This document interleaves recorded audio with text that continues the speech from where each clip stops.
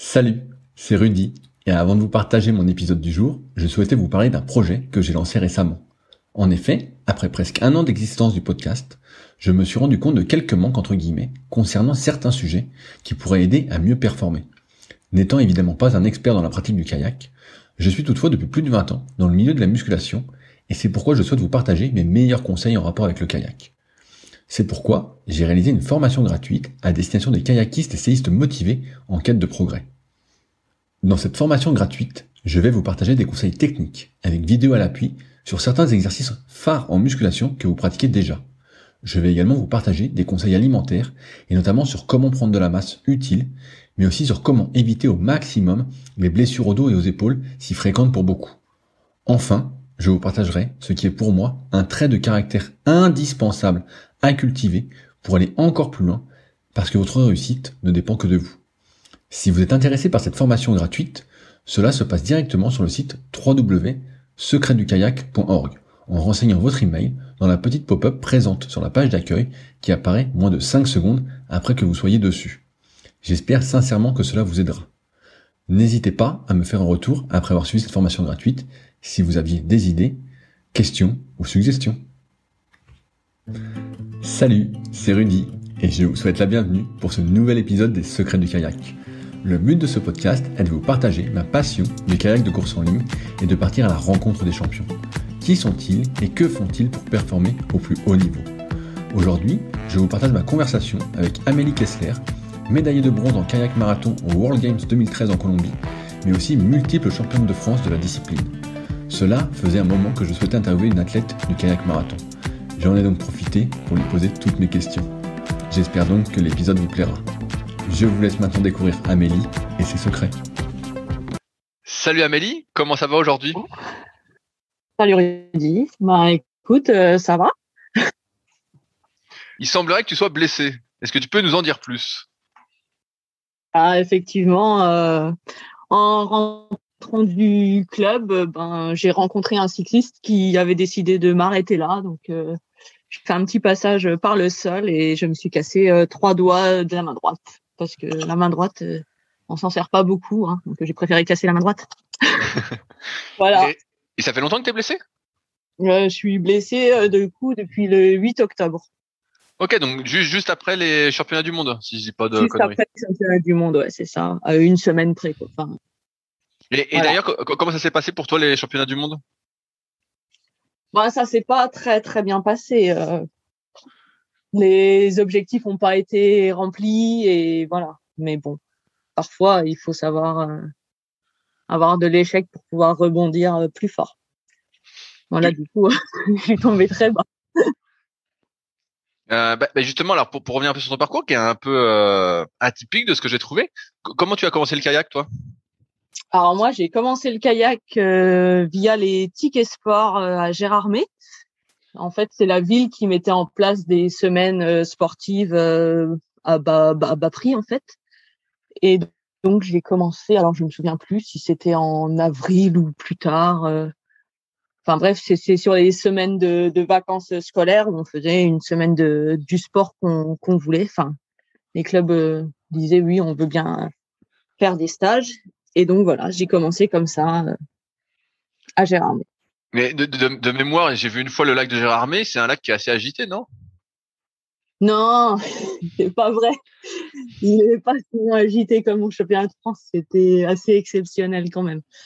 Il peut être agité quand il y a du vent, mais la partie où il y a le club est quand même relativement abritée. Puis de toute façon, on commence tous dans des bateaux plastiques, donc les vagues, c'est pas un problème. Tu avais quel âge quand t'as commencé? J'avais 10 ans. Et est-ce qu'auparavant, tu avais fait d'autres activités sportives? Comme la plupart des filles, j'ai fait de la gymnastique, mais bon, je n'étais pas très très douée. J'y suis toujours pas d'ailleurs. J'ai fait du judo, pas beaucoup. J'ai dû faire du judo un an ouais, une petite année. Mon père nous emmenait toujours faire du ski en hiver. Enfin en hiver, l'hiver est long à Gérardmer, mais je faisais beaucoup de ski avec mon père. On faisait de la balade. Enfin voilà, j'ai toujours fait du sport, mais dans des clubs, j'ai pas fait grand chose. J'ai fait, dans mes souvenirs, de la gym et du judo, quoi. Et quand tu découvres le kayak pendant ces vacances scolaires, est-ce que tu t'inscris directement après au club de kayak de Gérardmer?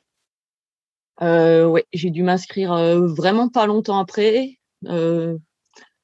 Les saisons sportives commençaient en septembre, donc j'ai dû m'inscrire tout de suite en septembre après les vacances. En fait. Et alors, comment ça se passe tes débuts justement au club? Tu parlais de bateau plastique. Est-ce que tu es resté longtemps dans un bateau plastique? Je m'en souviens plus du tout. Si je suis restée longtemps ou pas. Bon, c'est un club quand même qui est très descente, donc on faisait aussi de la descente, mais j'ai été longtemps en wave hopper parce qu'on n'avait pas beaucoup de bateaux. C'était un petit club, Gérard, mais au début. On n'était quand même pas nombreux, il n'y avait pas de cadre, donc ouais, j'ai dû quand même rester un certain temps dans un bateau plastique. J'ai réfléchi, J'ai commencé, donc j'étais Benjamin. En minime, en minime, j'étais quand même en bateau fibre. J'ai dû faire mes 2 années de Benjamin en bateau plastique. Et est-ce qu'en Benjamin, on fait des petites compétitions ou il faut vraiment attendre minime pour faire des compétitions? Non, en Benjamin, on faisait les compétitions régionales, là. Donc, ouais. Moi, j'ai fait des compétitions tout de suite. Je crois, 1 mois après être inscrite au club, j'ai fait une course à Épinal. Tout de suite, c'était un combiné d'ailleurs, slalom descente. Ouais, et ça s'était bien passé pour toi? T'avais fait. Alors j'ai 2 questions. Est-ce que tu es compétitrice vraiment de nature? Et d'autre part, est-ce que tu avais des prédispositions? Je veux dire, est-ce que ça se passait bien sur ces premières compétitions pour toi? Alors, la première compétition, elle s'est pas forcément très bien passée. Enfin, le slalom, ça allait à peu près. J'étais légère, donc j'avais pas besoin de trop gîter. C'était la première fois en plus que je faisais de l'eau vive, donc j'ai pas eu besoin de trop gîter. J'étais relativement légère. Les mouvements d'eau, ils m'embêtaient pas trop.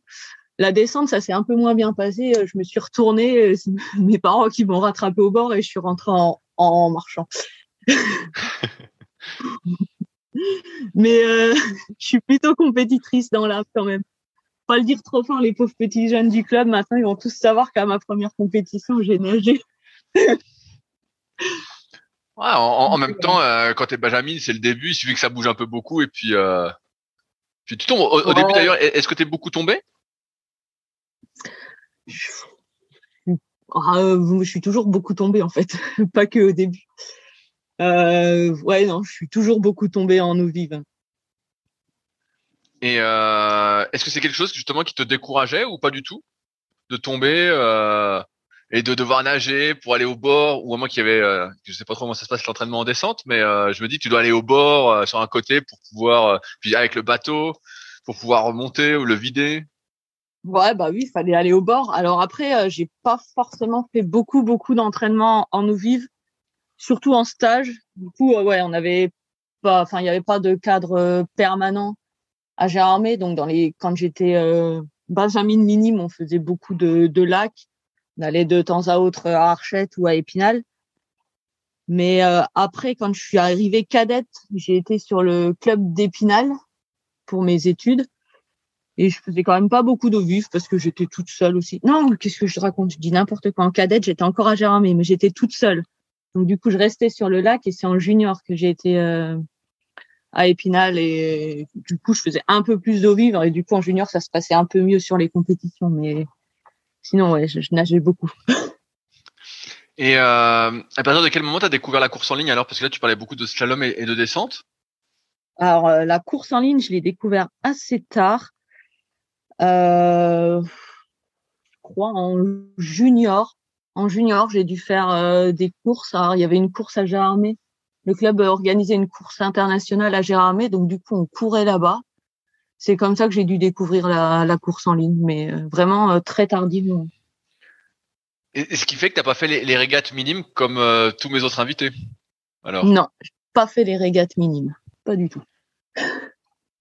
Et qu'est-ce qui t'a poussé alors à lâcher entre guillemets la descente pour la course en ligne, vu que a priori bah tu faisais surtout de la descente, même si c'est sur du plat. Est-ce que ça s'est bien passé peut-être à la première compétition en course en ligne? Alors les compétitions en course en ligne, ouais, ça se passait relativement bien.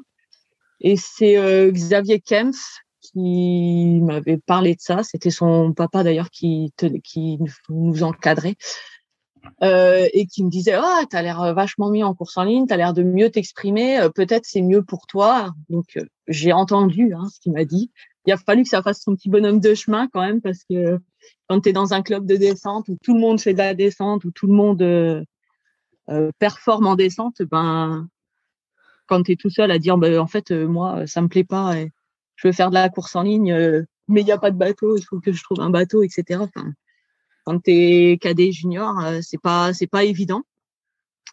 Et puis voilà, ça a fait son bonhomme de chemin. Et effectivement, en descente, enfin, j'ai toujours eu peur de l'eau vive, j'ai beaucoup nagé. Enfin bref, voilà. Au final, je me suis dirigée sur la course en ligne en senior 1 quand je suis arrivée sur Nancy, parce qu'à Nancy, il y avait le pôle espoir de course en ligne et il faisait pas du tout de descente. Donc Benjamin, à l'époque, m'a dit, si tu veux intégrer le pôle, ok, mais tu feras de la course en ligne.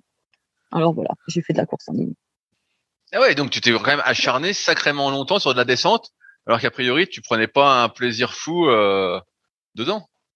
Le plaisir, on le trouve toujours, sinon on s'arrête. Je le trouvais dans le fait d'être avec les copains, dans le fait d'être avec les copains du club, voilà. L'eau, j'aime bien ça quand même. Mais une fois que j'étais dedans, c'était de tout se lancer. C'était assez difficile de se lancer en eau vive. Une fois que j'étais dans l'eau vive, ça allait. Mais il fallait que j'arrive à me lancer, quoi. Et est-ce que ça signifie que tu n'avais pas forcément de bons résultats en eau vive et notamment en descente? J'étais pas exceptionnelle, non. J'étais moyenne. Ouais, non, j'étais moyenne quand même. J'ai pas été très, très forte, quoi. Et alors, quand tu es passé à la course en ligne, comme te disait Xavier, est-ce que tout de suite tu as eu un bond en termes de niveau, comme tu arrivais à t'exprimer plus facilement? Du coup, je m'entraînais déjà plus quand on passe de son club où on est tout seul, on s'entraîne pas forcément correctement et beaucoup. Ouais, j'ai quand même fait un petit bond, hein. J'ai fait, ouais. Alors à ce moment-là, il y avait deux championnats de France. Il y avait le championnat de France N1 et N2. Je fais 5e en N2. Donc j'ai été invitée sur les championnats de France N1. Et je fais, je sais plus, 15e en N1. Et après, je passe au Pôle France à Nancy. Et là, j'ai fait un bond parce que l'année suivante, j'ai fait 4e. Donc c'est surtout, en fait, le gros bond, ça a été quand je suis passée du Pôle Espoir au Pôle France, en fait. Et à ce moment-là, donc tu avais intensifié, quand tu es arrivé au pôle, ton entraînement, j'imagine, il a été complètement différent. Tu t'es entraîné plus, beaucoup plus. Est-ce que tu te souviens, comparativement à quand tu faisais de la descente toute seule dans ton coin? Quand je faisais de la descente toute seule dans mon coin, je m'entraînais pas des masses, hein. Je devais m'entraîner, je sais pas, 5, 6 fois maximum. Et quand je suis passée au Pôle Espoir, je sais plus, j'aurais peut-être dû regarder les anciens cahiers d'entraînement. Non, je suis passée à, peut-être 2 fois par jour.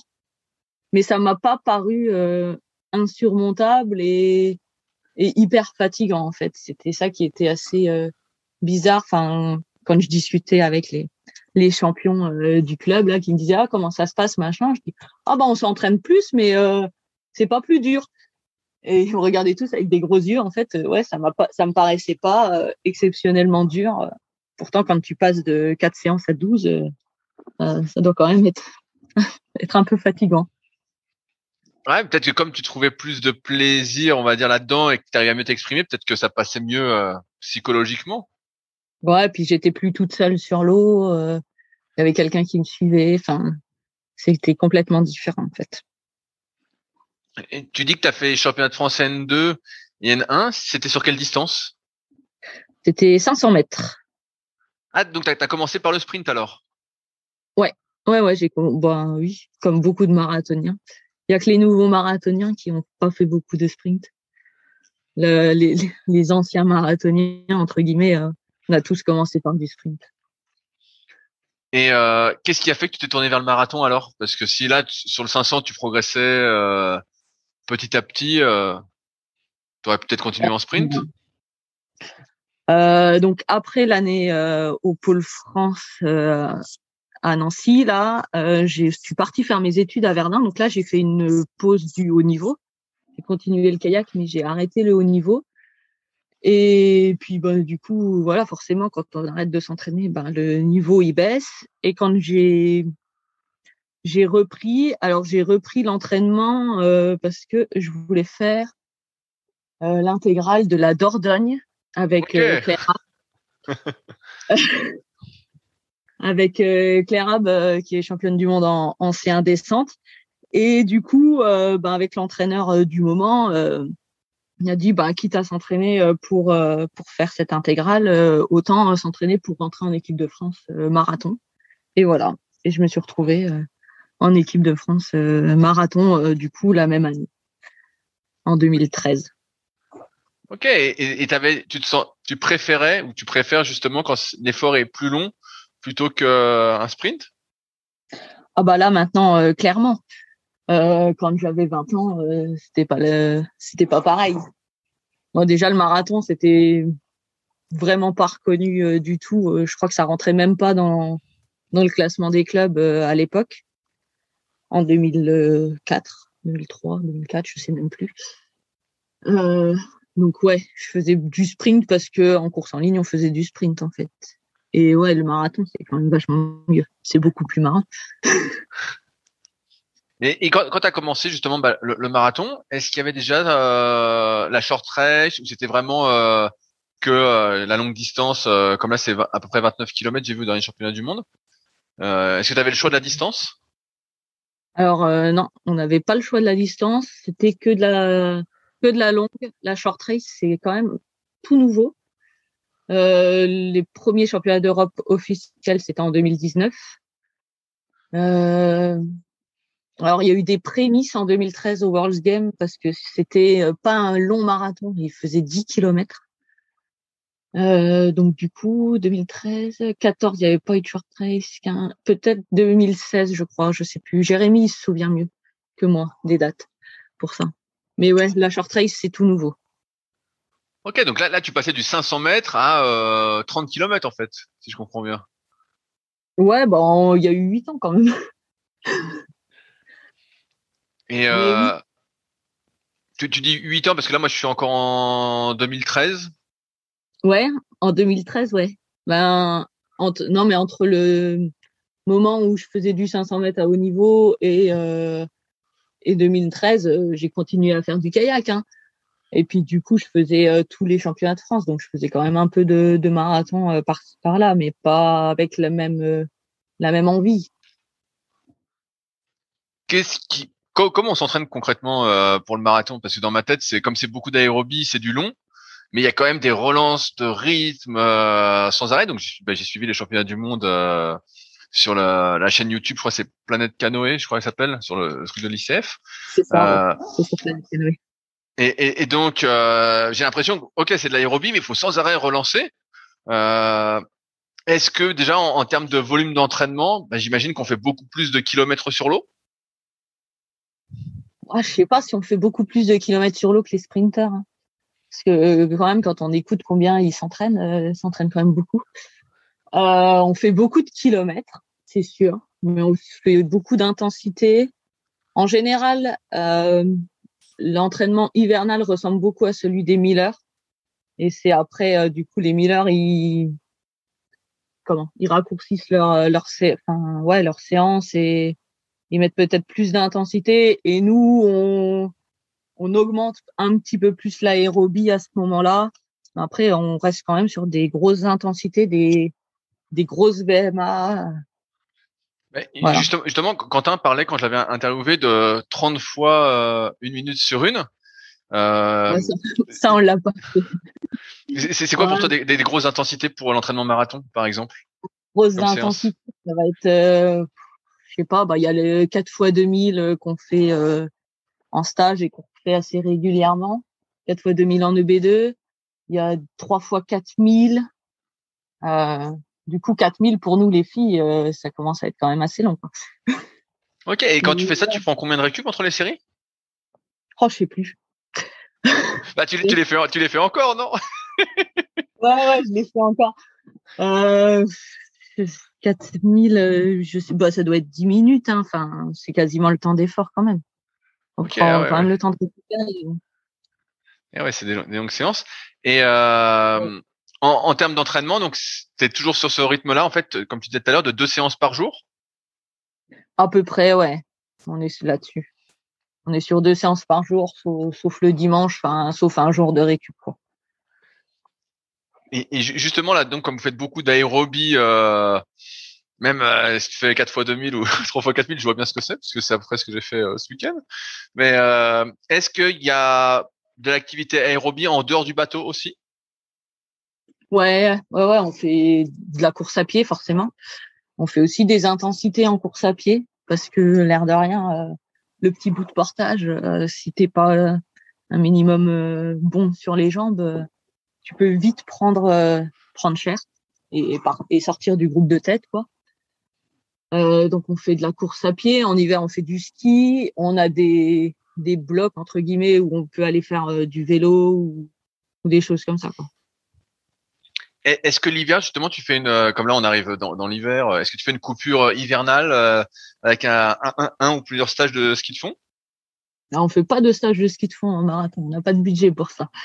Euh, et du coup, non, je fais pas de stage de ski de fond pour la simple et bonne raison que je travaille. Alors, je travaillais en hôpital et du coup, ouais, les vacances, voilà, il y en a pas non plus énormément. Et donc, je préférais aller une semaine au Gros du Roi avec mon fils et mon mari, aller faire du canoë-kayak, que d'aller faire une semaine de ski, parce que Strasbourg, on est à 1 heure des pistes, donc en fait, du ski, on en fait quand on veut, quoi. Dès qu'il y a de la neige, on peut aller faire du ski. Et donc, le Gros du Roi, l'hiver, c'est un bon bassin pour toi? Bon, un bon bassin, je sais pas. En tout cas, il fait pas froid. Enfin, très rarement, il peut faire froid, mais il fait pas trop froid. C'est assez sympa. Les gens là-bas, ils sont sympas. Donc voilà. Ouais, bah, parce que j'ai vu plusieurs reportages. À chaque fois, bah, justement, l'équipe de France Marathon se réunit là-bas, j'ai l'impression. Et donc, Ouais, ça fait 2 ans qu'on y va, ouais. je me disais que peut-être que l'hiver, aller y faire un tour ferait du bien, justement, pour tout ça. Il y a beaucoup de monde qui va au Gros du Roi en février. Bon, bah, faut y aller juste C'est avant alors, si c'est bien, blindé. c'est bien un spot à entraînement de février. Et comment ça se passe en musculation? Est-ce que tu fais de la musculation en dehors du bateau? Est-ce que tu Ouais. sens juste parce que pareil quand on a interviewé Quentin sur ce côté-là, bah, disait que lui faisait moins de force max et plus de force endurance, donc des séries plus longues. Est-ce que toi c'est un peu pareil? Bah, par rapport à la vitesse, je sais pas trop. Je me souviens plus de ce que je faisais quand j'étais au pôle. Puis alors, quand j'étais au pôle, c'était les prémices pour moi de la muscu, hein. Euh, Ma première barre, je l'ai touchée, je devais avoir 18 ans ou 19 ans, hein, ma première barre de muscu. Donc, je me souviens plus exactement de comment on faisait les muscles en vitesse. Moi, j'ai pas l'impression qu'on fasse forcément plus ou moins de force max que les gens qui font du sprint à Strasbourg, quoi. Ok. Peut-être, ouais, non, c'est relativement pareil. Et je reviens sur un peu ton parcours. Tu dis qu'en 2013, tu as fait les World Games. Ouais, Donc pour ceux qui savent pas, les World Games, c'est pour les disciplines qui sont pas olympiques, on va dire. ouais, Euh, c'est ça. C'est et les Jeux olympiques des sports non olympiques. voilà, c'est c'est un peu ça. Euh, Est-ce que d'une part, c'était un objectif pour toi de t'y qualifier en 2013 et d'autre part, bah, comment ça s'est passé, si tu peux nous raconter un peu cette expérience? C'était pas forcément un objectif en soi parce que quand j'avais lu les règles de sélection, je sais pas, j'avais pas dû le voir. Enfin, moi, l'objectif en 2013, c'était me sélectionner en équipe de France, quoi. C'était pas forcément d'aller performer au niveau international. Donc du coup, je me suis sélectionnée en équipe. Je me suis retrouvée en K2 avec Gwendoline Morel. Donc on a fait les championnats d'Europe. C'était, je sais même plus, au Portugal, je crois. On fait 5e Et puis du coup, l'année d'avant, ils avaient sélectionné le K2 aux mondiaux, puisque ça fonctionne comme les Jeux Olympiques, hein, par quota. Donc il y avait un K2 de sélectionné. Et donc on a été au World's Game en Colombie avec Edwin aussi. Voilà. Ça s'est plutôt bien passé pour nous parce qu'on fait 3e. Alors, c'était vraiment en petit comité. C'était très bizarre en fait. On était dans un espèce de club med un peu au milieu de nulle part avec personne, juste les kayakistes entourés de militaires. Mais voilà. C'est un peu, ouais. Est-ce que ça faisait quand même ambiance grosse compétition internationale? Pas du tout, ça faisait compétition régionale. Ah merde. Je dis ça, c'est nul, mais c'était un peu ça, vraiment. Ça faisait vraiment, ouais, petite compétition. On était entre nous, il y avait pas grand monde au bord. Bon, en même temps, on se faisait dévorer par les moustiques dès qu'on allait dehors, donc on n'allait pas trop dehors. Mais ouais, je me souviens que le portage, il avait été monté. Alors, je sais plus, les courses devaient être le jeudi ou le vendredi, et le portage avait été monté le mercredi, quoi. Donc, c'était vraiment. T'avais l'impression que tout était fait un peu à la dernière minute. Ok, ah merde. Ouais, moi je croyais que t'allais me dire justement que c'était un sujet que je voulais aborder, que c'était vraiment l'antichambre des Jeux Olympiques et que c'était hyper bien organisé, que ça pouvait être un vrai objectif. Mais là, comme tu le décris. Après, voilà, on était quand même à l'extérieur de la ville de Cali.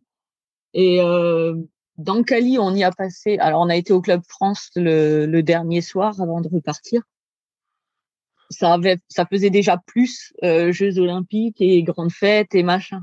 Alors que nous, on était vraiment à l'extérieur dans notre espèce de club med, là, enfermé par. Tu avais au moins le buffet à volonté alors, si c'était un club med. Oh, je sais même plus. Non, c'était pas. Même la nourriture n'était pas exceptionnelle. Et est-ce que justement cette 3e place pour toi, c'était, je sais pas, une surprise, un aboutissement? Comment tu l'as vécu? Bon, c'était une surprise quand même, hein. Enfin, quand tu te réentraînes vraiment bien depuis un an, que tu te retrouves en équipe et du coup sur un podium international, ouais, c'était une surprise. Je m'attendais pas à être là. Je m'attendais pas à être à ce niveau-là finalement au World's Game. J'ai cru voir à un moment en faisant mes recherches que tu avais arrêté le kayak en compétition pour te consacrer justement un peu plus à tes études, à ta vie de famille. Comment ça s'est passé tout ça? Parce que j'ai pas bien compris sur le net avec mes recherches. Alors, en fait, j'ai été prise dans une école à Verdun, une école d'inf. Donc du coup, je suis partie du pôle. J'ai été dans cette école et comment dire. Moi, si j'ai pas un programme, un machin, en fait, je suis pas capable de m'entraîner toute seule. Enfin, si on me dirige pas un minimum, j'arrive pas à aller m'entraîner et à trouver la motivation. Donc du coup, je me suis laissée descendre tout doucement de ce haut niveau. Et puis j'ai fait mes études, et puis on s'est mariés, et puis on a fait un enfant, et puis finalement cette vie-là me convenait plutôt bien. Voilà. Et après, on a décidé avec mon mari de quitter la Meuse profonde. Et on est venu s'installer en ville, dans une grande métropole, à Strasbourg. Et puis voilà. Et puis après, reprend un peu le bateau, un peu machin. Et puis voilà. Et t'as vite retrouvé ton niveau? C'est difficile du coup parce que c'est pas le même niveau qu'en sprint, mais ouais, quand même. Enfin, assez quand même du coup, parce que finalement, je me retrouve quand même à me sélectionner en équipe de France marathon, donc ça veut dire quand même que j'allais vite.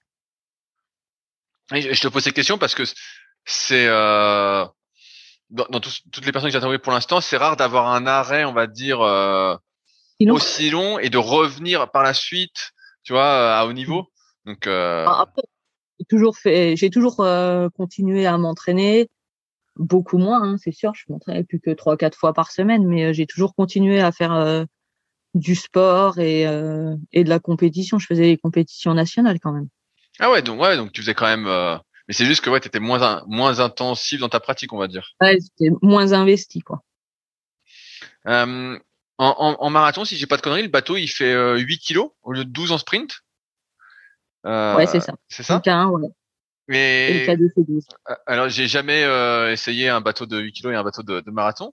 Et en termes de sensation de vitesse ou de démarrage ou même sur le long, est-ce qu'il y a des différences? Est-ce que tu sens que comme il est plus léger, tu démarres peut-être plus vite ou sur le long, tu satures moins vite, tu arrives à tenir plus longtemps une certaine vitesse? Ouf, quelle question. Alors, c'est sûr que ça part plus vite. En tout cas, sur les premiers coups, c'est sûr que le bateau, il décolle plus vite. Après, sur un sprint pur, je pense quand même que sur le 500 mètres, un bateau à 12 kilos bien rigide, c'est quand même plus facile de garder la vitesse, une vitesse max ou enfin presque max, quoi. Parce que le bateau de marathon, du coup, il peut déjauger plus facilement. Il va plus, s'il y a des vagues, aller se balader à droite à gauche. Enfin, c'est différent, quoi. Ça se navigue pas tout à fait pareil, quand même.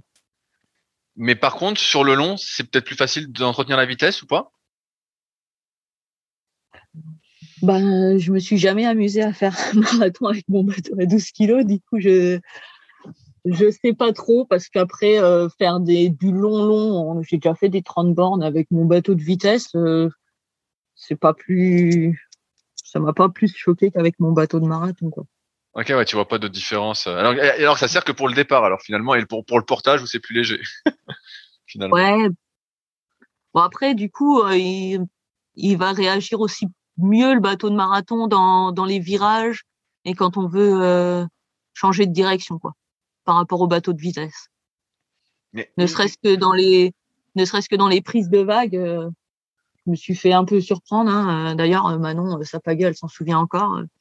Dans les prises de vagues, mon bateau de vitesse, j'arrive beaucoup moins à le tenir que mon bateau de marathon. Mon bateau de marathon, jamais je touche une pagaie quand je suis dans la vague. Et Manon, je l'ai touché, je sais pas combien de fois sa pagaie. Mais voilà. Justement, j'allais venir sur le marathon. Quand je regarde les courses et notamment la short race, j'ai l'impression que c'est beaucoup, comme je te disais tout à l'heure. Donc t'as le départ, donc tu pars à fond, faut aller limite tu pars à Ouais. fond. Ensuite, il y a le peloton qui se met, mais moi en gros t'es à fond. Et puis il y en a un peut-être qui va accélérer. Donc en fait c'est que j'ai l'impression qu'il y a beaucoup d'à-coups en fait. T'es jamais sur un Ouais. rythme, t'es jamais sur un vrai train quoi, sur une short race. Ah bah non, la short race, cardiaquement, je pense que tu descends pas en dessous de 180. C'est hyper intense par rapport à, enfin, je sais pas. C'est plus dur qu'un 5000. C'est plus dur qu'un 500. Enfin, c'est plus dur que tout en fait, parce que du coup, ouais, on part, le virage, il arrive super vite, le premier virage, parce que le premier virage, il arrive en général 300 mètres, 400 mètres. Ça, du coup, tu tournes, donc tu perds un peu de vitesse, donc faut relancer derrière. Il faut essayer de se placer au mieux, donc forcément, ça continue d'accélérer parce que tout le monde essaye de se placer.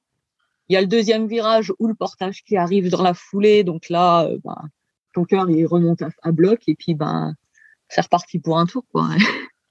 Et rebelote. Donc ouais, en fait, il y a pas de moment de pause sur la short race.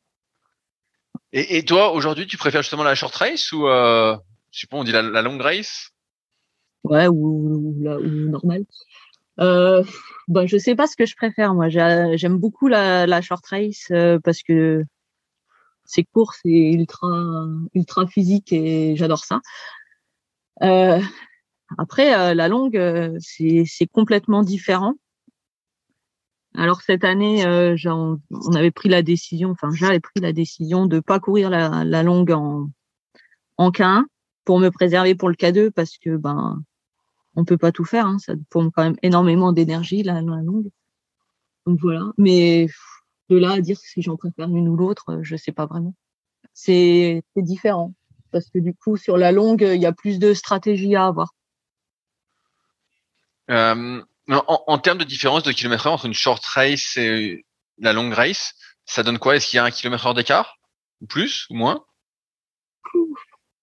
Euh, la short, on est à 16 jusqu'au premier virage. Après, ça descend un peu parce qu'en général, c'est à ce moment-là où je commence à être un peu plus en difficulté. Ah, ça va. Ah, je pense même qu'il y a plus, hein.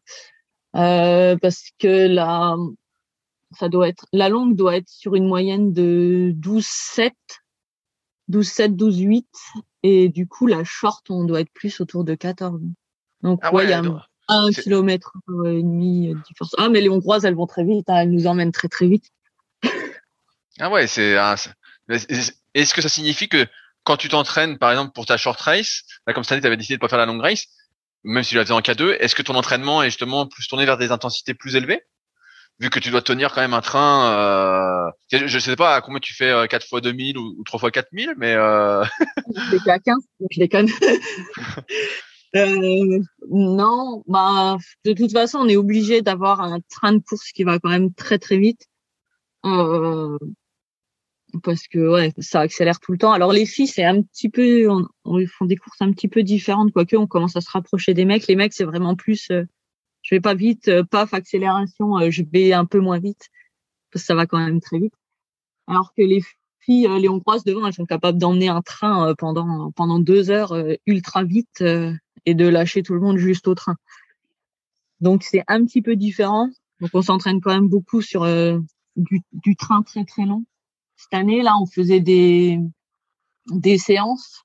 C'était hyper dur psychologiquement hein, de se lancer dedans, mais c'était genre 1 heure objectif c'était 12 et demi tout seul. Donc ok. tu pars tout seul et tu fais 1 heure à 12 et demi. Ah oui, enfin nous les filles on faisait tout seul parce que on est toutes seules. Les garçons pouvaient les faire en groupe et du coup les garçons c'était 14. Ouais, Forcément les garçons. j'ai l'impression qu'il y a pas beaucoup de filles en marathon, donc je vois. Ouais, On est trois pour le ouais, ce que moment. j'allais dire, j'en vois trois. J'étais en train de dire dans ma tête, il y a Lou et puis il y a, Il y a j'ai Lou, plus. il y a Iseline et Voilà, moi. Isline, voilà, j'avais plus son prénom. Ouais, c'est ça. On est que toutes les trois. Hein. Mais venez, c'est marrant le marathon. Bah, C'est pas si dur. C'est pas aussi dur que ce qu'on croit. Hein. Ça passe vite. Hein. bah, là sur une short race, franchement, moi je trouve ça super sympa à regarder. J'en avais parlé avec Claude Bénézy, qui milite fortement pour cette short race et qui est venu s'entraîner plusieurs fois avec Belette. D'ailleurs, Claude, si tu nous écoutes, je te passe le bonjour. Mais c'est vrai que moi je trouve ça super bien à regarder. En fait, je me dis waouh, putain, c'est vraiment ça va tellement vite et tout. Que t'es pris dans même quelqu'un qui connaît pas regarde, tu vois. Il se dit qu'est-ce que Ouais. c'est. C'est Et vrai que puis, c'est plaisant à regarder en fait, même si tu connais rien et quand tu connais bah moi encore plus, mais je me dis waouh c'est génial quoi ouais. à regarder. Ouais, bah, c'est génial à vivre aussi. Hein. Et justement en parlant de vivre de ça, bah comme tu disais et comme Quentin l'a bien expliqué aussi, bah le marathon pendant longtemps bah c'était pas vraiment reconnu, il y a pas de Mm. budget haut niveau, donc toi tu travailles à côté. Donc Alors, ouais, moi, je travaille à côté. Alors, jusque-là, enfin, jusqu'au mois d'août, j'étais aide-soignante en hôpital de jour de rééducation. Donc, je travaillais à 80% pour avoir mes mercredis de libre. Et voilà. Et puis là, depuis le mois d'août, je travaille au club de Strasbourg à 100%. ok. Et quand tu étais aide-soignante, bah donc durant la majeure partie de ta carrière entre guillemets, Ouais, c'est ça. Ouais. comment tu faisais pour t'entraîner 2 fois par jour alors? Eh ben, j'y allais avant d'aller travailler, donc à 7 heures le matin et à 17h30 le soir. Ah ouais. Et tout à l'heure tu parlais justement que tu avais du mal des fois à t'entraîner toute seule. Est-ce que tu étais tout le temps avec ton entraîneur sur l'eau, même à 7 heures du matin? Ou des fois tu t'es rendu Ah toute seule? non. Alors du coup, comme j'étais dans une démarche haut niveau, c'était différent. Enfin, tu t'investis différemment. Et comme j'avais un programme, bah, je savais ce que j'avais à faire. Donc après, j'ai pas forcément besoin d'avoir quelqu'un sur l'eau qui va me dire, bah là c'est bien, tu pagaies bien, là machin. C'est vraiment, en fait, ouais, c'est vraiment l'idée de savoir ce que je dois faire quand je vais m'entraîner. Si je sais pas ce que je Justement, dois dans faire. les vidéos que j'ai pu voir de toi sur le net, c'est toujours le même entraîneur qu'avec toi. Euh, est-ce C'est que ça fait... Yannick. Bah, j'ai pas retenu son nom, je suis désolé pour lui, mais on voit toujours lui. Là, donc quand il y a des reportages sur Strasbourg, le club de Strasbourg, c'est toujours lui qui est avec toi sur l'eau ou qui commente. Ou... Oui, c'est ça, c'est Yannick. C'est Yannick qui est entraîneur du club de Strasbourg-Vive depuis, je sais pas combien de temps, depuis un certain temps déjà.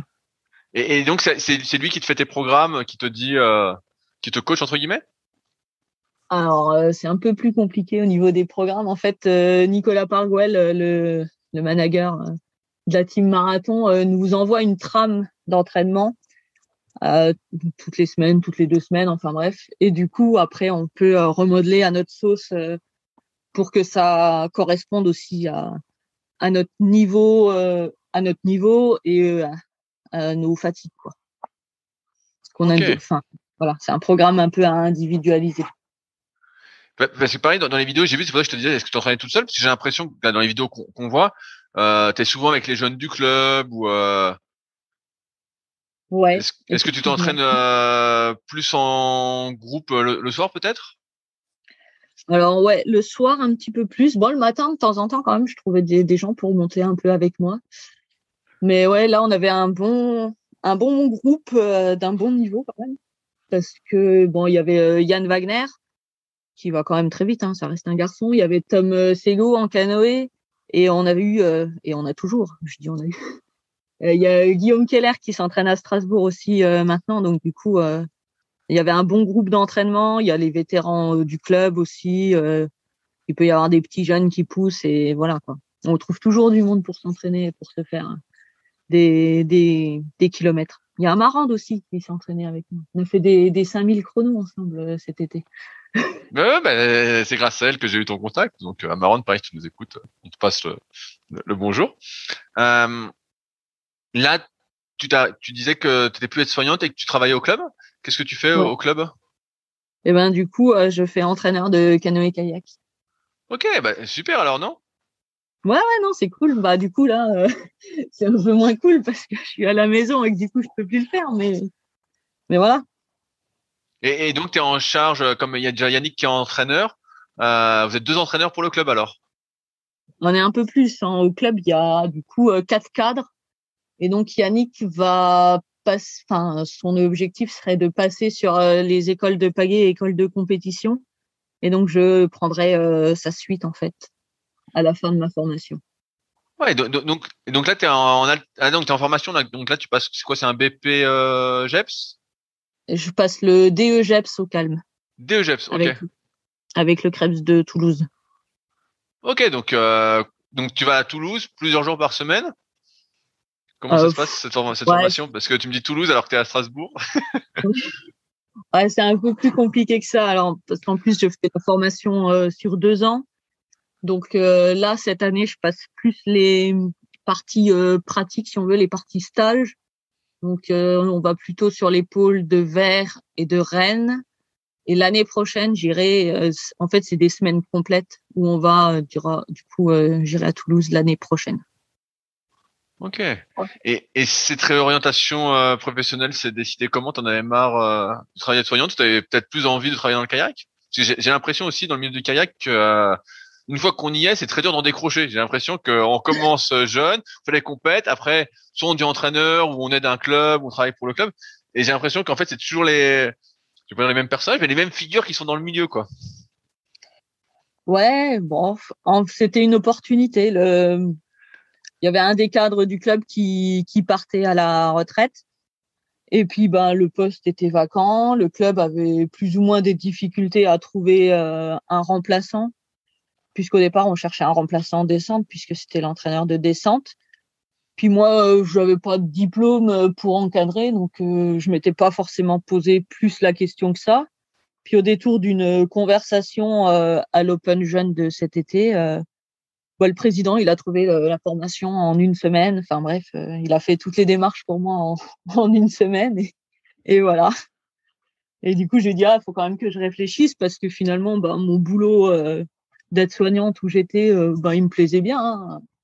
Quand même, un poste en horaire fixe, sans week-end, où je travaillais pas le mercredi, on n'en trouve pas partout, hein, des postes d'aide-soignante comme ça. Donc voilà, fallait quand même prendre la décision assez vite, mais fallait quand même réfléchir, quoi. Mais voilà. Ouais, je trouve ça plutôt cool comme comme changement. Et justement, je reviens sur le fait que voilà, tu travailles à côté de comment ton entraînement bi-quotidien. Est-ce que tu as eu des sponsors ou pas durant justement ta carrière ou pas du tout? Non, il y a eu les collectivités territoriales un petit peu. Voilà, c'est tout. Non, bah j'ai pas non plus fait trop de démarches pour trouver des sponsors. J'ai pas créé de gros dossiers de sponsoring pour chercher des sponsors, quoi. Dans le même ordre d'idée, j'en avais parlé avec Quentin, donc je te pose aussi la question. Mais est-ce que, comme il n'y a pas vraiment de budget pour le marathon, est-ce que tu as réussi ou est-ce que tu as essayé de te créer un staff autour de toi, par exemple avoir un kiné, un préparateur physique, un préparateur mental, tu vois, d'essayer de professionnaliser autour de toi, même si ça coûte pas mal d'argent et que ça me paraît compliqué sans subvention. Alors, du coup, on a beaucoup de chance à Strasbourg-Vive parce que on a un partenariat, ouais, avec un centre de cryothérapie juste à côté du club. Donc, on peut avoir accès à la cryothérapie, on peut avoir accès à un ostéo. Après, j'ai mon kiné perso que mon médecin traitant me prescrit. Et comment dire, j'ai fait appel depuis 2 ans à un préparateur mental. Ok. Voilà. Ouais, donc tu as quand même un peu de monde autour de toi dans cette optique de performance. Ouais. Je me demandais si c'était le néant vu que le marathon est pas vraiment mis sur le devant de la scène ou ou pas. Du coup, le préparateur mental, ça reste un investissement perso. Et effectivement, le club paye une grande partie de la cryothérapie et des séances d'ostéopathie qu'on peut avoir. Et d'ailleurs, question peut-être un peu personnelle, comment ça se passe avec ton conjoint justement, avec cette pratique bi-quotidienne, cet entraînement de haut niveau, les compétitions et tout? Est-ce que lui aussi fait du kayak? Alors, lui aussi fait du kayak. C'est un vieux de la vieille. On s'est rencontrés au kayak aussi, donc voilà, le kayak, il sait aussi ce que c'est. Quand j'ai décidé de reprendre le haut niveau, c'était une décision familiale. Hein. Enfin, l'enfant, il a pas eu son mot à dire, il était trop petit. Mais voilà, c'était une décision familiale. Et puis tous les ans, je disais que j'allais arrêter. Et puis au final, je continue. Et maintenant, c'est presque plus lui qui me pousse à continuer que l'inverse, quoi. Justement, j'allais y venir parce que on voit que dans le sprint, à part quelques exceptions, et beaucoup entre guillemets d'anciens qui sont pas anciens, mais voilà, il y en a pas mal qui ont arrêté autour de la trentaine d'années. Toi, t'as un peu plus, et t'as l'air en forme, t'as l'air toujours en forme.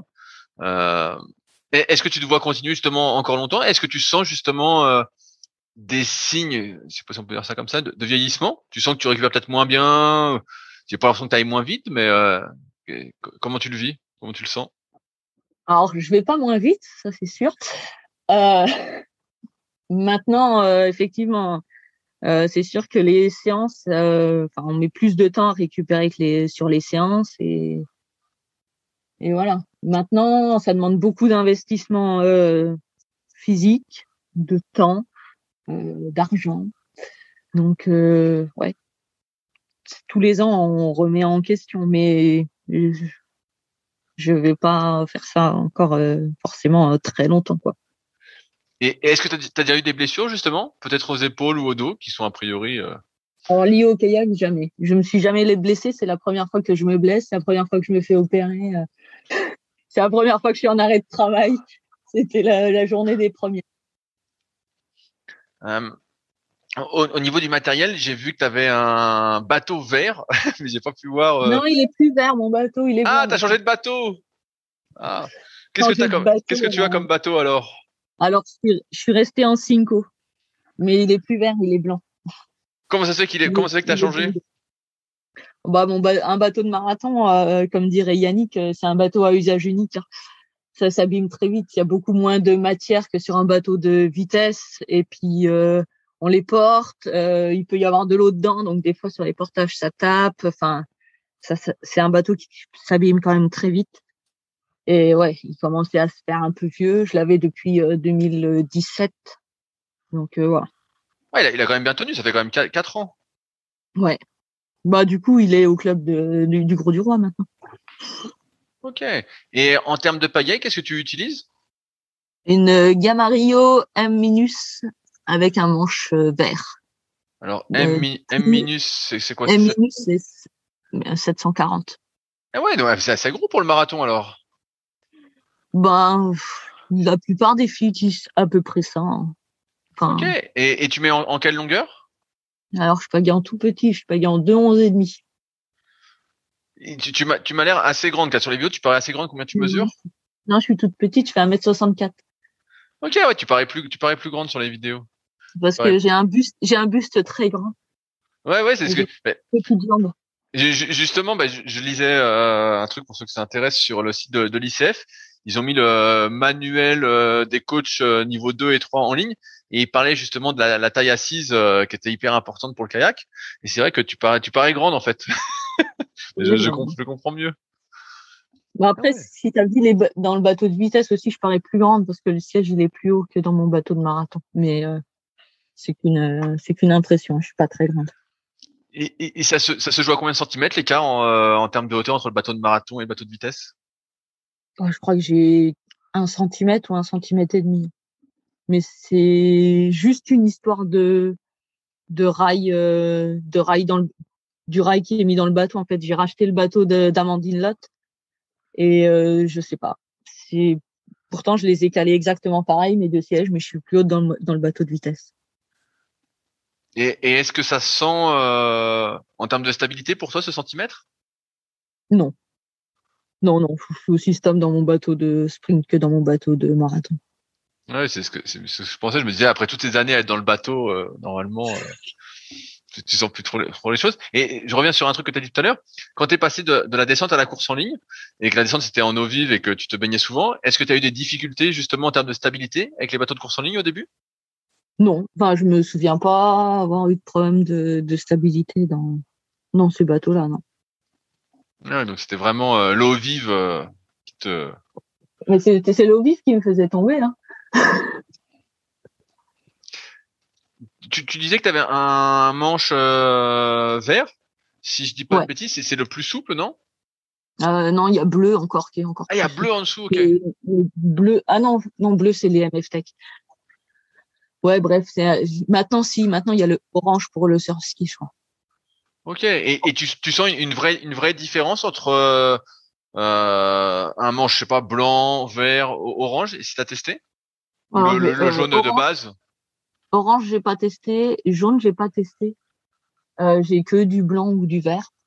Mais effectivement, quand même, sur les fins de course, quand tu veux relancer, c'est quand même plus facile avec un manche un peu plus souple. Enfin, il t'en reste plus dans les bras, quoi. Et est-ce que, tiens, j'ai une question qui me vient. Est-ce qu'en marathon, à l'entraînement, est-ce qu'on fait aussi des séances de frein pour travailler l'appui, pour travailler la force embarquée? Ouais, ouais, ouais, on fait des séances de frein, beaucoup. Et est-ce que justement ces séances de frein, elles sont sur de plus longues distances, comme c'est de l'entraînement pour le marathon, ou c'est des séances de frein, je veux dire, habituelles où tu fais des 1 ou des 2 minutes ou peut-être des 3 minutes en appui? Est-ce que tu peux faire, je sais pas, c'est une connerie, ton 4 fois 2000 avec un frein? Non, non, on fait pas ça. Comme ça. Non, non, on fait des séances de frein normales sur de la vitesse, sur effectivement, on peut aller sur de l'EV2, mais on va pas faire plus que ça. On va pas s'amuser à aller faire des 10 bornes frein. Et en termes, bah alors, puisqu'on parle de frein, est-ce qu'en termes de frein, tu mets un frein qui te fait perdre combien de kilomètres heure? Tu vois, par rapport à la Oh, grosseur du frein, est-ce que tu saurais dire à peu près? pas du tout. Enfin, après, on met des tendeurs, on met des freins à balles, on met des parachutes. Enfin, ouais, c'est comme sur le ski en fait. Mais je sais pas. Je sais que sur le parachute, par exemple, on n'avance plus du tout. On doit avancer plus qu'à 5-6 km heure. Ah ouais! Oh putain! Les freins à Ah, balles, ben, ça dépend du nombre de balles que tu mets. Enfin, voilà. Mais oui, le parachute, on n'avance plus, hein. ah ouais, 5 ou 6. Ben là, ça glisse plus du tout. Là, tu fais, Le parachute, on fait des 10 secondes ou des 20 coups de paillet. Enfin, c'est vraiment très très court les séances avec le frein parachute. Ouais, en fait, je me posais la question de comment tu détermines la grosseur du frein que tu mets par rapport parce que est-ce qu'il y a une résistance qu'il faut pas dépasser, tu vois? C'est ça ma question que je me posais.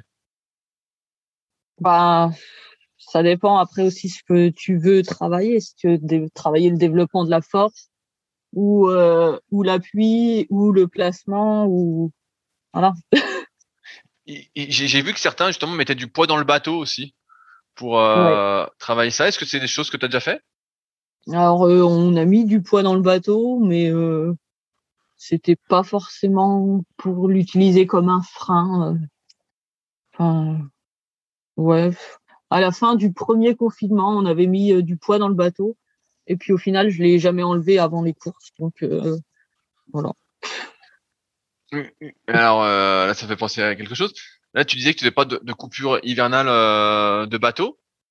Ça veut dire que tu t'entraînes quand il fait vraiment très très froid. Ouais. Comment tu t'habilles l'hiver pour monter en bateau alors? Ben, à Strasbourg, ça va encore. Il fait pas non plus extrêmement froid. S'il fait extrêmement froid, on va faire de la machine à pagayer. Mais moi, je sors très facilement les manchons. J'ai souvent froid aux extrémités. Mais ouais, on s'habille avec je sais pas, une ride. Enfin voilà, on s'habille bien quoi. Ouais, parce que dans ma tête, moi qui suis un peu plus bas que toi, vu que je suis vers Annecy, je me dis déjà où il fait froid. Alors je me dis Strasbourg, il fait encore plus froid. Je me dis est-ce que Non, on s'habitue au froid. je suis pas sûr qu'on habitue au froid. Si, on s'habitue au froid, c'est sûr. Parce que, ouais, enfin, dans ma jeunesse, quand j'étais à Gérardmer, on allait faire des séances, genre on prenait les wave hoppers, on allait casser la glace et puis on faisait la séance après en faisant des tours alors qu'on venait de casser la glace et je montais sans manchon, sans rien. Donc je pense qu'on s'y habitue hein, au froid. C'est pas, sinon les gens qui habiteraient dans les igloos, ils auraient tout le temps froid. Ils pourraient pas y vivre. Mais malgré tout, tu mets des manchons maintenant alors qu'avant t'en mettais pas. Ouais, mais ça c'est la vieillesse. Ah, comme toi, j'aime pas avoir les mains froides. J'aime pas avoir les mains froides. On sent moins là, j'ai l'impression de moins sentir la paillette, donc les manchons aussi sont sont vite de rigueur. Et justement, tu parlais de machine à paillayer. Est-ce que c'est quelque chose que tu fais souvent? Souvent. Ben, j'en ai quand même fait pas mal parce qu'en hiver, ben, il fait nuit et puis à 17h, ben, il fait nuit et à Strasbourg, on n'a pas le droit de monter de nuit. Donc, du coup, si on veut continuer à avoir un peu de kayak, ben, on est obligé de monter sur la machine à pagayer. Donc, ouais, j'en fais quand même pas mal. Cette année, on verra, je vais essayer d'en faire moins parce qu'on est quand même mieux sur l'eau. Qu'est-ce que t'as comme machine à pagayer? Alors, c'est pas à moi, c'est au club. On a une kayak pro et 2 Dan Sprint et une très très vieille. Je ne connais pas la marque. Et qu'est-ce que tu ressens comme différence et qu'est-ce que tu préfères comme machine à pagayer entre les deux? Ben, qu'est-ce que je ressens comme différence? La Dan Sprint, pour moi, elle est vraiment plus dure, plus physique par rapport à la kayak pro où passer dans l'eau, dans l'eau, faut le dire vite. Elle est plus facile, il y a moins ce gros à-coups devant. Mais c'est certainement parce que j'ai pas assez de force physique pour développer la Dan Sprint correctement. Justement, je te demandais ça parce que moi aussi j'ai les deux. Mais je sens exactement la même chose que la Dan Sprint. Il y a une force au départ qui est si t'en fais beaucoup, moi je sens que les épaules aiment pas trop, alors que la kayak pro est quand même plus fluide. Ouais, c'est ça. La kayak pro, elle est beaucoup plus fluide et elle est tu sens trop fluide. exactement. Et la Dan Sprint est trop dure. Exactement. Et je me faisais la remarque justement sur la Dan Sprint de pas mettre le maximum de résistance, alors que sur le kayak pro, bah, je mets le max et ça va. La Dan Sprint, elle se dépasse rarement le 5 hein. Après, c'est trop. Ouais, alors que la Dan Sprint, si tu mets 10, ou là, si tu fais deux séances, en moi, à mon niveau, si je fais deux séances 2 jours de suite, je sens que l'articulation des épaules aime pas trop, quoi. Je sens que, ouais, comme s'il y avait un à-coup et trop de résistance, en fait. Comme si c'était beaucoup plus dur que, ouais, bah, en fait, il y a pas du tout cette glisse que tu peux avoir, entre guillemets, sur le kayak pro, quoi. Il y a pas de glisse. Ouais, c'est ça. Et est-ce que tu fais les mêmes séances sur l'ergo que sur l'eau? Ben, un peu de choses près, oui, sauf le long.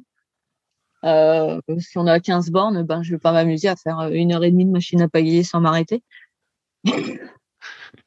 Mais sinon, ouais. Sinon, je fais les EB2 et tout, pareil. Si tu avais 15 bornes sur l'eau que tu es sur machine, tu vas diviser en quoi? En 6 fois 2 km ou un truc comme ça? Ou 5 fois 3? Bah, du coup, je vais pas forcément regarder les kilomètres de la machine à pagayer parce que ça n'avance pas. Enfin, on avance beaucoup plus vite sur la machine à pagayer que sur l'eau. Eh ben, justement, alors, pendant que je te tiens, combien de kilomètres heure tu remarques de différence? Parce que tout le monde me dit qu'on va moins vite sur une machine à pagayer. Combien tu perds? Bah, sur la Dan Sprint, euh, je- au moins 1, voire 1,5, je dirais. Ok, ah ouais. Et sur la Kayak Pro, je sais pas trop parce que j'ai jamais compris comment on réglait le poids et tout ça là par rapport aux watts qu'on développe. Oui, oui, y a pas les kilomètres heure sur la Kayak Pro, effectivement. C'est le temps au 500. Donc, faut faire des calculs. Je sais plus, enfin bref. Donc voilà. Donc du coup sur la, parce que je sais qu'on avait fait une fois une course à Mulhouse avec sur machine à pagayer là, et on avait fait des temps de fou. Hein, genre le 500, j'avais mis une 40 ou une 39 quoi. Donc ouais, ça dépend de comment tu sur la règles Kayak la Pro? machine en fait. Ouais, sur la Kayak Pro, ouais. Ah oui, je pense on va beaucoup plus vite sur la Kayak Pro aussi, c'est ce que j'avais remarqué. Et sur la Dan Sprint, est-ce que vous avez celle avec le siège qui bouge ou c'est le siège fixe? Non, c'est des sièges fixes. Ok. Et t'as déjà essayé avec le siège qui bouge ou pas du tout? Pas du tout. Ok. Donc je peux Ouais. pas te dire si c'est mieux ou pas. Oui, oui, bah c'était pour ça parce que moi j'ai celle avec le siège qui bouge et je cherche des personnes qui l'ont pour avoir des retours d'expérience et plus particulièrement de personnes qui sont qui s'entraînent beaucoup, savoir s'ils remarquent une différence. Mais effectivement, j'ai remarqué que c'était beaucoup plus dur aussi en termes de vitesse. Euh, tu disais tout à l'heure que tu n'allais pas continuer encore des années. Ouais. Mais comme tu réévalues chaque année, peut-être que tu vas durer encore des années. Ouais, on verra. Faut voir comment ça se passe aussi avec ce nouveau travail. C'est difficile d'avoir la double casquette parce que bon, du coup, je l'ai vu un petit peu en septembre, d'avoir la double casquette entraîneur et athlète. C'est pas facile parce que ouais, faut comment faut faire différemment. Tu peux pas t'entraîner en même temps qu'eux et en même temps bah t'as envie parce que ben il y a des gens sur l'eau. Enfin voilà, on verra. Est-ce que tu fais est-ce que tu refais de la descente de temps en temps ou peut-être du surf ski ou d'autres disciplines un peu apparentées au marathon? Pouf, je suis remontée dans un bateau de descente il y a pas longtemps. Ben j'ai cru que j'allais pas réussir à mettre la jupe tellement c'était instable. À ce point-là, tu sens beaucoup plus parce qu'il y avait de l'eau vive en fait, c'est pour ça.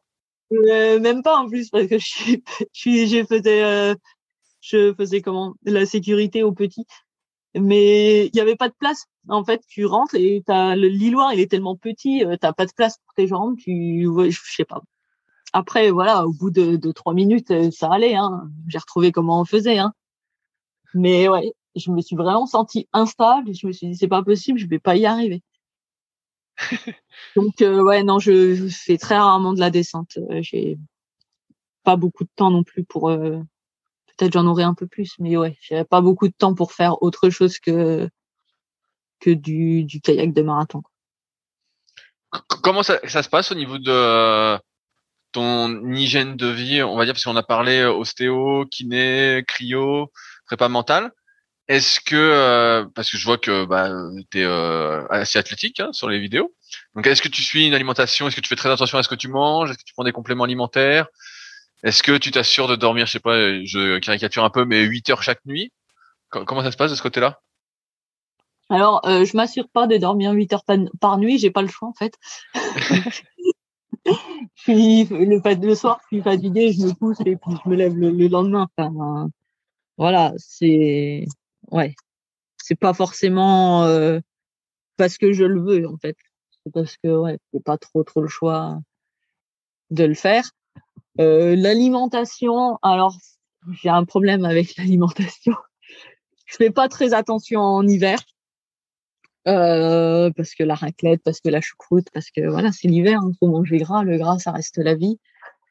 Mais après, quand arrivent les compétitions, alors moins maintenant, mais avant, j'étais très drastique et j'enlevais tout ce qui était mauvais entre guillemets. Et ouais, c'était pas forcément la meilleure solution parce que quand tu te prives de tout, ben il y a plus forcément de joie. Donc j'essaye de faire un peu au milieu, quoi, de faire attention, mais pas non plus de me priver complètement. Est-ce que ça veut dire que tu es plus lourde l'hiver et si oui, de combien de kilos? Oula, ça se demande pas. Ouais, je suis beaucoup plus lourde l'hiver. Je suis au moins quasiment 4 kilos de différence entre l'été et l'hiver. Ok, ouais, ça me paraît pas, ça me paraît pas énorme. Ça me paraît Aussi normal. parce qu'en hiver, on fait plus de muscu et que je prends facilement de la masse musculaire. On fait plus de muscu ouais, en hiver et du coup, ouais, je prends. C'est pas dur. À la fin de l'hiver, souvent, j'avais l'impression que j'allais exploser mes blouses. Et quand on arrivait aux échéances, j'avais de la place au niveau des bras, quoi. Ok, donc tu gonfles beaucoup des bras alors. Ouais, faudrait pas que je fasse du crossfit. Et en termes de compléments alimentaires, est-ce que tu prends, je sais pas, des vitamines, des oméga 3, des choses particulières ou pas du tout? Un petit peu d'oméga 3, je fais des cures d'oméga 3, des choses comme ça. J'utilise la gamme Beauty Sané aussi comme Comme Franck. Franck, ouais, comme Franck. Voilà. Ok. Et est-ce que ton enfant d'ailleurs, c'est un garçon ou une fille? Mon entraîneur ou mon enfant? Ton enfant. Mon enfant, c'est un garçon. Est-ce qu'il fait du kayak? Ouais, c'est du kayak depuis 3-4 ans. Ouais, il sait faire du kayak depuis qu'il est tout petit, mais il fait du kayak en club depuis 3-4 ans. Et comment ça se passe d'ailleurs pour lui alors? Bah, ça se passe, il aime bien ça, hein. Il aime bien le kayak, mais c'est pas un grand compétiteur comme moi, quoi. Et il a quel âge? Il a 12 ans. Ah, il est encore petit. Pour ce qui est encore petit, entre Oui, guillemets. oui, c'est un petit grand. C'est un petit grand, voilà. C'est sixième, ça, à peu près. Mais ouais, il est en Cinquième. cinquième. Il est en cinquième. Ok. Et donc là, bon, je réfléchis, mais j'arrive un peu au bout de mes questions. Euh, et justement, je voulais faire le podcast avec toi parce que justement, je trouve que tu as une sacrée longévité, comme je disais, Ouais. dans ce sport. Et j'ai pas l'impression que tu ralentisses aussi. On est regardé un peu tout ce qu'on peut trouver sur toi sur le net. Euh, Mm. là, tu disais que tu étais déçu des derniers championnats du monde et de ta short race. Ouais. Si c'était à refaire, qu'est-ce que tu changerais dans ta course? En bas de la short race, je sais pas. Je pense juste que c'était mon niveau du moment. Euh, ouais, j'étais déçue parce que je m'attendais à être peut-être meilleure. Après, voilà, c'était mon niveau du moment. J'ai fait une ou deux erreurs. Peut-être que je changerais, voilà, de placement et de choses comme ça. Mais voilà, c'est facile à dire quand on est sur le bord et quand on regarde la course de A l'extérieur. posteriori, bien sûr. Et sur la longue race, en K2, t'es déçu Ah aussi? bah, non. Bah ouais, forcément, forcément, puisqu'on va pas au bout de la course, donc on est forcément déçu. Ça n'a pas été une décision facile à prendre de s'arrêter. Mais voilà, on sait ce qu'on a à travailler et puis voilà, on va le travailler pour que l'année prochaine, on arrive à notre objectif en K2, quoi. Et bah super. Voilà. Et j'allais dire pour conclure, est-ce qu'il y a quelqu'un que tu aurais envie d'entendre sur ce podcast? Ah bah moi, j'adorerais entendre Cyril Carré, mais je suis pas sûre qu'il va répondre à tes questions. C'est en discussion depuis un petit moment, mais Cyril, si tu nous écoutes, je suis toujours disponible pour faire ce podcast. Euh, Mais c'est sûr. Sinon, Sébastien Meyer aussi de Mulhouse. Oui, bah il est sur ma liste justement, Sébastien Mayer. Justement, il est sur ma liste aussi, et je pense que je vais le contacter justement. Mais Cyril, ça fait un moment qu'on discute, et donc j'espère l'avoir un jour aussi sur le podcast, et je pense qu'on fera un très long podcast puisque Ouais, parce que je pense qu'il a beaucoup de choses à ouais, nous apprendre. il a plein de choses à partager. Et comme moi j'aime bien poser des questions, je pense que on s'amusera bien. Euh, Voilà. si, Et sinon, Michael Ortu, oui, qui a bah parlé justement, du top 200 il vient d'être nommé entraîneur national et que je suis aussi sur les réseaux, et qui est sur ma liste Ouais. que m'avait recommandé, si je dis pas de conneries, Eugénie. Génie, ouais. Elle Je m'avait pense. recommandé, donc pareil, ça va se Voilà. faire, ça va se faire progressivement. S'il y a des gens qui souhaitent te contacter, qu'est-ce que je mets pour qu'ils te contactent? Est-ce que je mets ton Instagram? Est-ce que je mets ton Facebook? Bon, Qu'est-ce que je mets? Instagram ou Facebook, n'importe. Comme ils veulent, hein, ou au bord du bassin. Hein. Pas méchant. Mange pas. Et bah super. Est-ce qu'il y a des sujets que tu voulais aborder qu'on n'a pas abordé, si jamais? Non, ça me paraît pas mal.